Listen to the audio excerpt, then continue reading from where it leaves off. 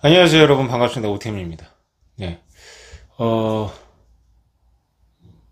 어저께,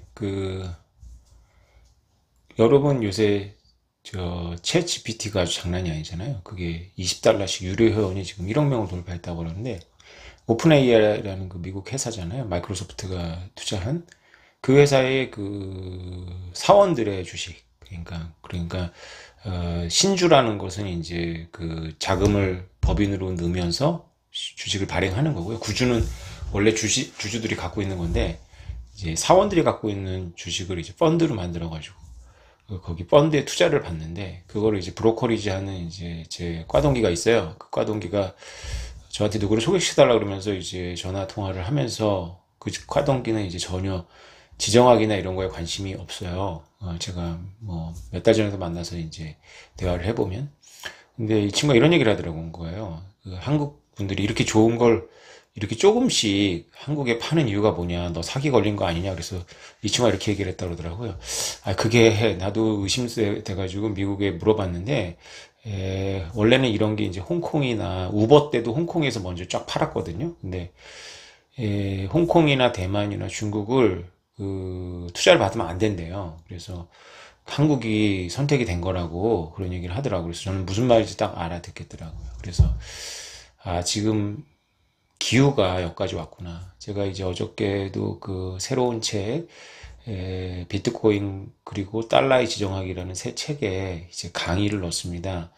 여러분들께서 기대가 많으신 걸로 알고 있는데 안타깝게도 이 새 책은 그 일반용이 아니고요. 책하고 이제 PDF 파일하고 그리고 이제 강의가 한 7시간, 8시간 들어갑니다. 강의가 굉장히 많이 들어가는데, 그래서 강의로 세트로 팔아요. 그래서 여러분들이 20만 원대라고 생각하시면 됩니다. 그래서 오 작가가 돈 벌라고 환장을 했구나 생각하실 수 있는데, 이제 원래 이런 문화에서는 아주 특별한 대상을 향해서 이제 책을 교보나 이렇게 유통하지 않고 이 강의를 파는 거죠.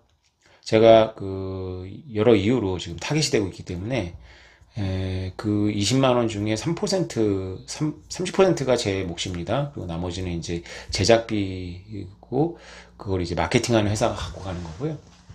30%도 이제 파격적인 인세예요. 책이나 뭐 이런 게 그렇습니다. 네, 여러분들한테는 솔직하게 말씀드려야 되고요. 어, 아무튼 그 지정학에 대해서 모르는 친구가 제가 이렇게 물어보니까 뭐 그런 얘기를 하더라고요. 그러면서 아, 이 온도가 지금 그렇구나. 그래서 어제도 그 지정학 강의에 제가 여러분들은 나중에 사서 보시면 나오는 내용이지만 이런 얘기를 했습니다. 우리나라는 지정학 게임을 정하는 나라도 아니고 더군다나 우리는 미시적 개인인데 우리가 정말 그 지정학에 대해서 공부를 해야 되는 게 이 지정학은 사실은 봄, 여름, 가을, 겨울 같은 거다. 기후다. 근데 우리가 하루 따뜻하고 하루 추울 수 있지만 지금이 여름인지 봄인지 가을인지 겨울인지는 알고 있어야 된다. 이런 말씀을 어저께 그 녹화분에 넣었습니다. 아, 정말 안타깝습니다. 저는.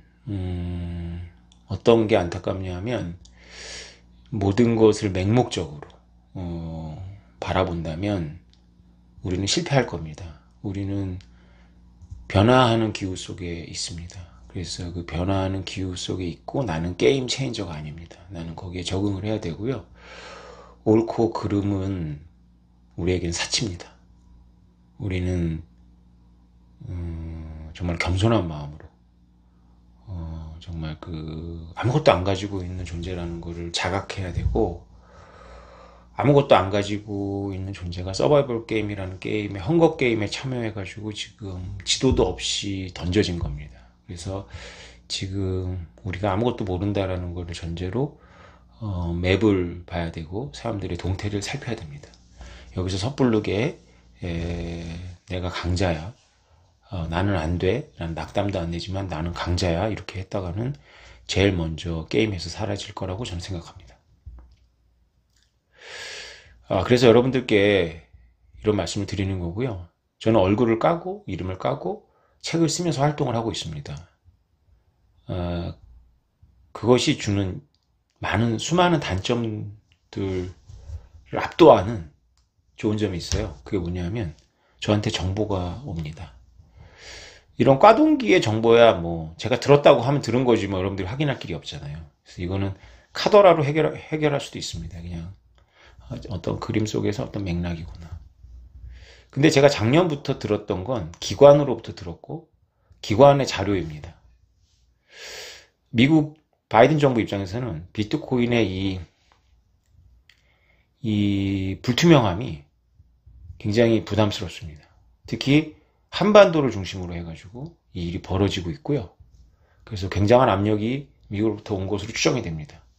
잘못했다가는 전 정부가 한 일 때문에 우리나라의 금융망 전체가 세컨더리 보이콧을 당할 가능성이 있습니다. 세컨더리 보이콧은 여러분께서 챗 GPT한테 세컨더리 보이콧이 무엇인지 물어보십시오.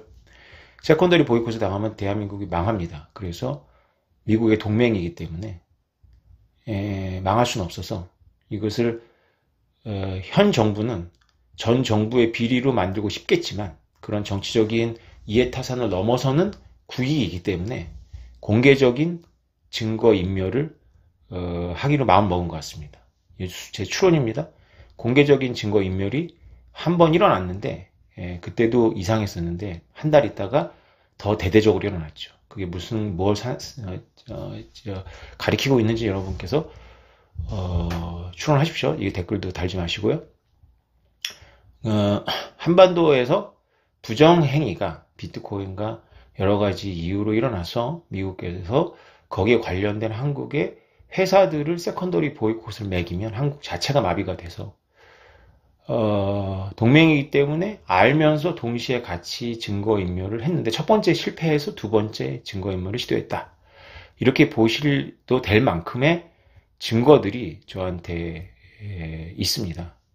저는 얼굴을 까고 이름을 까고 활동하기 때문에 와서 자료를 읽어달라기도 하기도 하고요. 네. 그래서 읽었습니다. 그래서 공기가 바뀌고 있다는 것을 작년부터 세게 느꼈고요.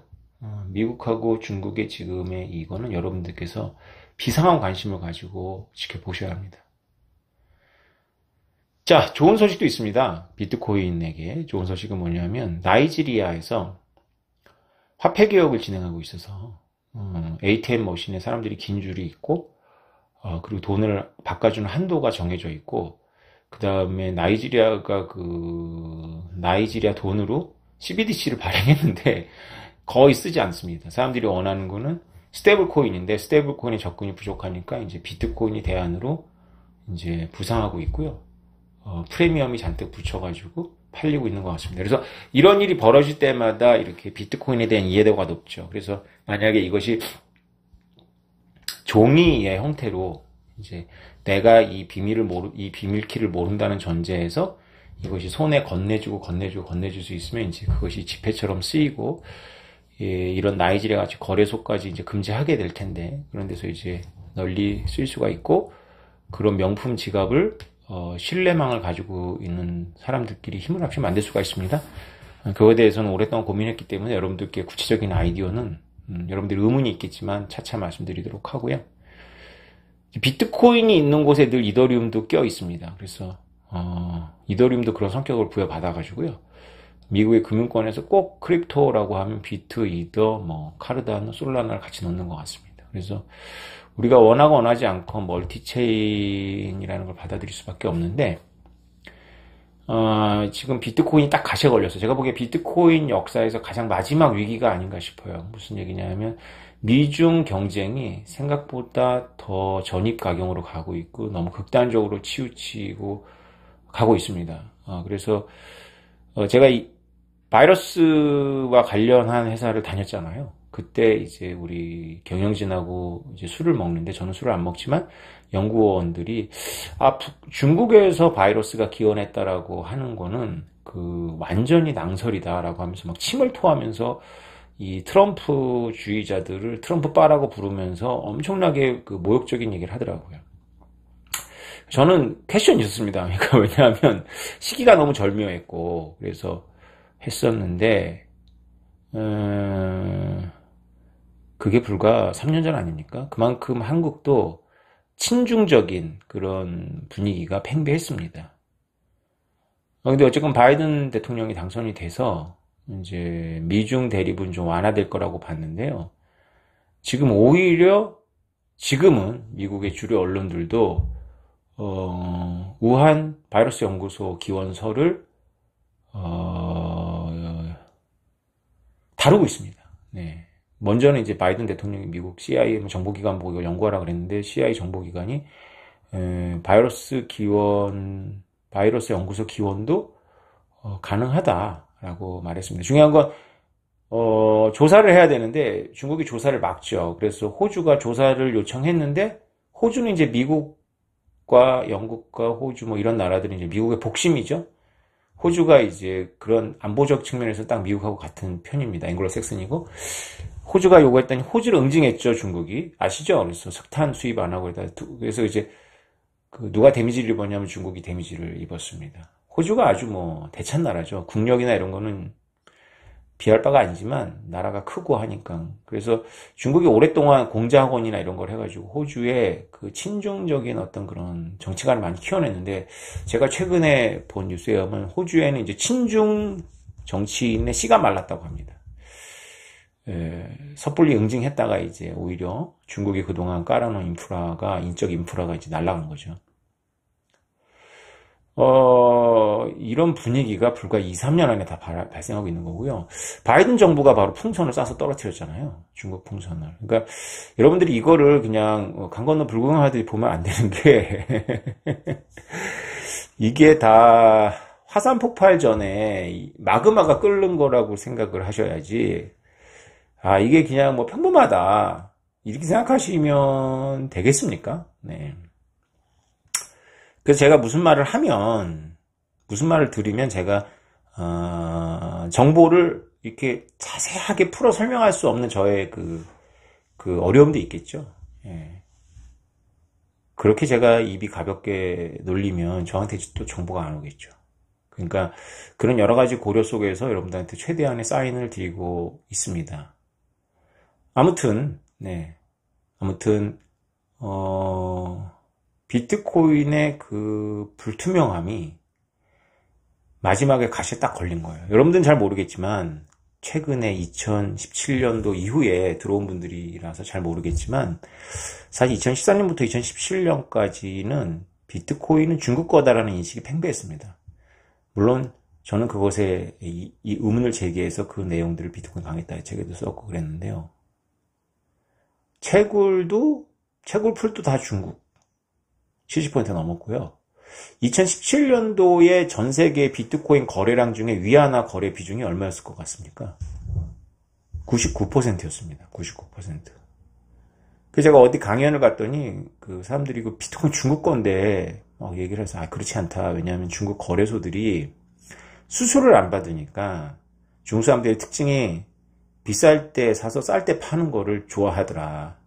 비쌀 때 샀다 쌀 때 파고. 그래서 비쌀 때 사서 쌀 때 파니까 가격을 더 비쌀 때 더 올라가게 하고 떨어지면 더 떨어지게 하는 게 중국인들의 투자 습성인 것 같은데 어쨌건 물량이 많으니까 이제 자전거래를 하루 종일 하는 거예요.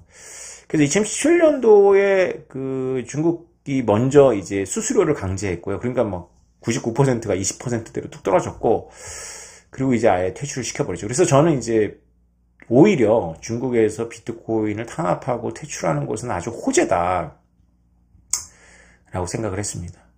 2017년도에 ICO를 SEC가 막 탄압했을 때 제가 여러 경로를 통해서 한두 경로가 아니라 여러 경로를 통해서 무슨 얘기를 들었냐면 그 당시 분위기예요. 야 이러다가 미국이 중국한테 진다. 중국은 다 오픈하고 다 가능한데 왜 미국은 이렇게 막냐. 그만큼 싱가포르나 이런 거에서 다 중국인들이 ICO를 주도했죠. 그래서 마치 중국이 굉장히 친블록체인적인 것처럼 인식이 되어 있었어요. 웬걸 중국이 비트코인을 좋아할 수가 없죠. 자본 유출을 막아야 되는 나라니까. 그래서 제일 먼저 앞장서 때려잡으니까 이제 이런 오해들이 없어졌는데 제가 2017년까지만 강의를 가도 미국은 달러 패권에 비트코인 도전하니까 박을 것이고 중국은 달러 패권을 농락할 수 있으니까 비트코인 좋아할 것이고 그래서 중국인들이 많이 하고 중국 채굴자들이 압도적이고 중국 거래소 비중이 높은 거다. 그리고 ICO도 중국은 뒤에서 막 허락한다. 뭐 이게 그냥 기본적으로 이 세계의 그냥 상식이었습니다. 그래서 여러분들은 사토시 나카모토가 중국인이래라고 제가 말했다라고 악의적으로 홍보를 하는데요. 제가 했던 역할이 뭐냐면 바로 그런 겁니다. 할피니가 사토시 나카모토다. 할피니가 사토시 나카모토임을 믿어라. 그 근거들은 이렇다라고 얘기를 하는 게 다 이런 그림 속에서 하는 겁니다. 왜냐하면 언젠가는 문제가 될 거기 때문에 할피니가 그래도 상당히 가능성이 있고, 그리고 또 사라져 버려가지고 크레이그 라이트 같은 사기꾼이 설치고 난리 부르스예요. 그래서 빅데이터를 이제 블록체인의 비트코인의 그 고고학이라고 하는 데이터를 뒤져서 가장 가능성이 있는 거 70번대 블록을 할피니가 자기가 채굴 했다라고 그때 그 당시 활동하면서 얘기를 했는데, 그 70번대 블록의 엑스트라 논스 값이, 그러니까 컴퓨터가 논스를 만들면서 만든 어떤 그런 그 잔여 값이 그 사토시 나카모토가 채굴한 컴퓨터랑 똑같아요. 그러니까 이제 시간대도 같고, 그래서 하여튼 할피님을 가리키고 있으니까 빨리 규정을 하는 것이 사기꾼들도 덜 설치고 이 불확실성도 없앨 수 있다. 이건 언젠가는 문제가 된다. 이렇게 했기 때문에 이렇게 얘기를 하는 거지. 제가 할피니라고 그런다고 EBS에서 얘기하고 책에 쓴다고 하더라도 그것은 확정적이지 않기 때문에, 초창기에 비트코인은 중국 거라, 그 정규재라는 분 있잖아요. 그 정규재라는 분도 그분이 2011년도인가 2012년도에 비트코인에 대해서 영상을 하나 찍어서 되게 빨리 찍었는데, 그분이 비트코인은 중국 거다 이렇게 얘기했죠. 그럴 정도입니다. 그러니까 그게 그분이 뭐 특별한 정보가 있어서가 아니라 그런 인식이 팽배한 거예요. 그러면 그런 인식이 없겠냐고요. 미국의 이 미중 대립, 미국하고 중국하고 가까운 상태에서도 이게 문제가 될 수 있는데, 지금 분위기가 풍선 떨어지고 AI 회사의 중국인들, 대만까지 포함하잖아요. 그러니까 중국과 홍콩 아니라 그런 건 모르겠지만 대만 사람한테 투자 못 받는다고 하면 이거는 완전히 미국 입장에서 이거 인종차별적인 얘기인데, 이거를 암암리에 회자되고 있는 거죠. 물론 뭐 책임 못 집니다. 전 들은 이야기입니다. 그러니까 이런 분위기를 보면서도 비트코인을 가지고 있으면 조만간 큰 돈을 벌 거야 라는 그런 사람들의 주장을, 뭐 그 사람들은 뭐 비트코인 떨어지면 더 좋아하니까 사토시 나카모토가 약간 농담이지만 신모 원료한 거죠. 왜냐하면 나초키 나초 코인을 주장한다면, 모순이 없다면 SEC가 ETF를 허락하면 안 되죠. 안드레아 엔토노플로스도 비슷한 얘기를 했고, 저는 그 안드레아 엔토노플로스를 그 당시에 그 얘기를 비판하는 칼럼을 썼습니다. 뒤져보십시오. 안드레아 엔토노플로스하고 오테민하고 환경 비즈니스 칼럼을 찾으면 나옵니다. 안드레아 엔토노플로스가 이제 ETF는 안 좋은 거다 이렇게 얘기를 했어요. 나초키 나초 코인이니까요. 그러니까 순혈주의자들은 비트코인 가격이 떨어지면 1달러로 회귀하면 좋아할 겁니다. 왜냐하면 많이 살 수 있으니까. 그러니까 사토시 나카모토가 마지막이 딱 걸려 있는데, 사토시 나카모토의 신모 원료였죠. 주류화를 막은 거죠. 사토시 나카모토가 그 많은 코인을 가지고 내가 중국인이 아니라는 걸 입증하지 않고 사라졌기 때문에 막았죠. 막았습니다. 마지막 고비인 것 같아요. 비트코인은 확산이 될 건데, 비트코인 순혈주의자들이 생각하는 것처럼 달러가 다 망하고 지구가 망한 다음에 비트코인밖에 없어가지고 되는 세상을 그리는 것 같은데, 그거는 제가 아이가 셋이고 저는 그런 세상을 바라지도 기대하지도 전망하지도 않습니다. 아무튼 근데 비트코인은 나이지리아나 이런 데서 이렇게 금융 통제가 일어날 거니까 대안인데, 더군다나 중국이 이게 사회 감시, 중국은 국가 안보보다, 국방비보다 국내 경찰, 보안, 여기에 쓰는 돈이 더 많은 나라잖아요. 그게 더 강해지고 있습니다, 지금. 그래서 이게 이렇게 되면 부자들이 중국에서 떠날 때, 부자들이 떠나고 싶을 때 결국 대안이 비트코인이거나 이더 같은 거겠죠. 이더도 똑같은 역할을 합니다. 국경 넘을 수 있어요. 아무튼 이런 상황에서 마지막 딱 걸린 게 지금 바로 이거거든요. 근데 이거가 안 걸려 있는 데가 있어요. 그게 바로 이더리움이죠. 그래서 미국이 부담 없이 금융권이나 미국의 산업에서 오히려 받아들일 수 있는 건 지금 이더리움이에요. 이더리움. 근데 이더리움도 살아남았기 때문에 그 힘을 보여줬거든요. 비트코인 맥시 순혈주의자들은 이더리움이 이제 C코인인데, 뭐 단일점이 있고, 그런데 어쨌건 살아남았고, 또 이 환경론자들의 지지를 받고 있는 바이든 정부가 보기에는 전기를 안 쓰니까 그것도 좋아 보이고, 단 하나가 문제가 이제 초기에 투자를 받은 데다가 리플 소송에서 지금 이더를 걸고 넘어지니까 이게 증권 시비가 있어요. 근데 어쨌건 이더가 뭔가 새로운 것으로 치고 나온다면, 올해 치고 나온다면 암호화폐 가격의 상승 무드를 만들 수 있을 텐데, 그게 비트코이너들한테도 좋습니다. 비트코인 수요자한테 안 좋아하면 가격이 오르면 안 좋아하니까. 근데 이더한테 아쉽지만 그럴 힘이 없어요. 한 번도 보여준 적이 없어요. 그러니까 이더는 늘 편승했지, 이더가 시장을 치고 나갔던 적이 있을까요? 근데 이번에는 그 기대를 해야 돼요. 그러니까 막 ICO도 잘못된 붐이었고, NFT 모르겠지만 디파이도 완전히 그랬죠. 준비가 덜 된 거죠. 그러면 지금 비탈릭 부테린이 생각하는 게 예측 시장인데, 예측 시장은 원래부터 있었던 아이디어지만 가장 명료한 게 스포츠 게임에 대한 그 결과 예측 시장이거든요. 이것이 이제 오라클 문제도 최소화되고 이제 여러 가지 되지만, 그 기반 기술이 나중에 확장을 하면 이제 뭐 여러 가지 이제 예측 시장이 이제 활성화가 될 수 있는데요. 비탈릭은 여기에 관심이 있는 것 같아서. 아무튼 올해가 저나 여러분이나 우리나라나 참 이게 미지의 세계다. 그래서 우리가 겸손하게 정보를 평가하자. 그리고 제가 뭔가 아는 게 있다면 제 나름대로 전달을 할 때 그렇게 명료하게 지시적으로 전달을 못할 수도 있다. 안 해버릴까요? 그거는 이제 들을 분들만 들어야지, 이게 모르는 분들은 브로커리지, 무슨 말인지 모르고, 오픈 AI도 처음 들어보고, 기관 투자가가 뭐냐, 구주가 뭐냐, 뭐 이런 단어들을 다 풀어주진 않잖아요. 근데 이제 네이버에 검색이 너무 좋으니까 풀어보면 그 문장이 뭐 쉽습니다. 맥락은 이렇다. 맥락은 우리가 살고 있는 이 기후가 지금 바뀌고 있고, 저의 과감한 가설에 의하면 80년 버텨왔던 시스템이 지금 전환되고 있는 것 같다. 포스트 힐과 시스템이. 그리고 비트코인 현상도 이 기존의 이 포스트 힐 시스템의 마지막 증상으로서 나타난 것이다 라고 저는 좀 보고 있습니다. 그러면 이것이 지구가 망하고 시스템이 아주 붕괴되고 전쟁으로 가고 막 이렇게 한 다음에 그 폐허 속에서 비트코인이 구세주로 나타나는 그런 그림도 있겠지만, 이 전환이 좀 부드러우려면 이 멀티체인적인 사고가 필요하다. 그래서 역할을 좀 분담해야 된다. 비트코인이 지금 딱 걸려있기 때문에 이 문제에 있어서 미국의 중국 문제에 딱 걸려있었고, 비트코인 초기가 워낙에 중국이 비중이 높았기 때문에 그 의심을 떨쳐버리긴 좀 어렵고요. 오해하실 필요가 없는 게, 제가 한 프로젝트가 이거를 떨쳐버리는데 도움이 된다. 그렇게 생각 안 합니다, 저는. 레벨이 그 규모가 다르죠. 이거는 어쩔 수 없습니다. 사토시 나카모토가 안고 사라진 거기 때문에 비트코인 수녀주의자들을 위해서 갖고 사라졌죠. 그래서 절대 제도화되면 안 돼. 이거는 그렇게 됐기 때문에 그분의 뜻인 거고요.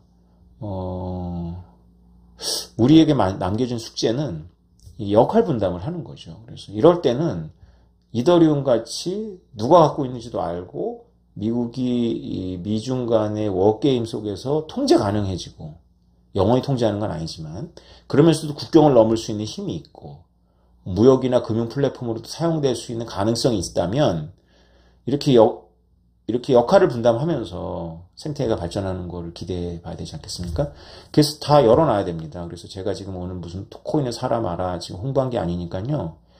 그림이 여러분들 생각하는 것보다 지금 심각하다. 그런 정보를 제가 작년부터 받아서 FTX나 루나가 해석이 되더라. 이거는 스트레스 테스트를 당한 거구나.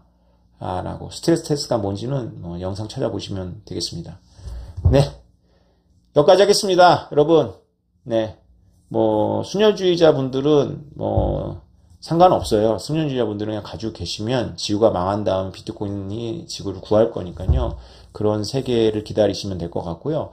내가 수녀주의자가 아니다. 내가 비트코인 10달러에 얻지 않았다. 그래서 비트코인이 ETF도 됐으면 좋겠고, 금융권이 수용했으면 좋겠고, 이랬으면 좋겠다고 생각하시면서 그래도 비트코인이 대안이지 않을까라고 생각하시는 분들은 이제는 좀 더 겸손하게 귀를 열고 지식을 구하시라.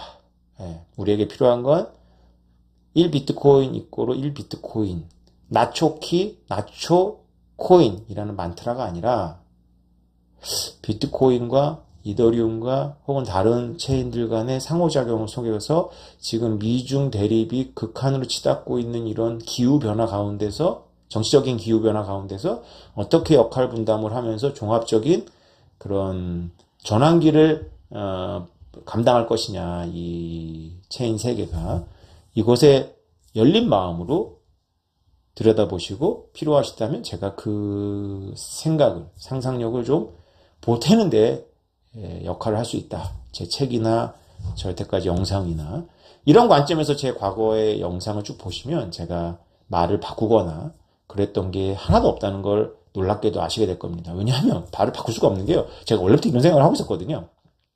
제가 심지어 이렇게 얘기하지 않았습니까? 2년 전에 내가 30대 때 모바일 인터넷의 시대가 올 거라고 생각해서 테헤란에서 3년 동안 밥을 굶으면서 뛰어다녔는데 그래 결국은 이제 포기하고 이제 그만뒀는데 8년 후에 그걸 스티브 잡스가 하더라. 그때 내가 띵 얻어맞았어요. 파일럿 뭐 이런 거 엄청나게 있었는데 결국 그걸 해내는 건 애플이더라. 네, 여러분 여기까지 하겠습니다. 감사합니다.